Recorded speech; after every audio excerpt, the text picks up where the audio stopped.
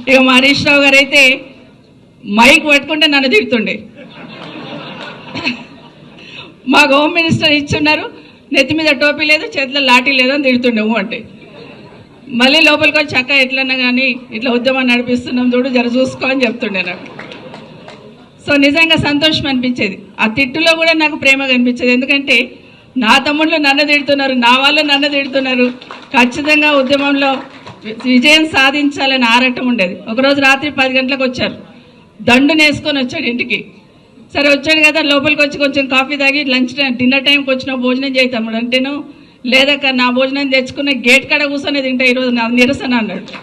రాత్రి 10 గంటలకు మా ఇంటి ముందు గేట్ ముందు కూర్చొని తింటానంటాడు.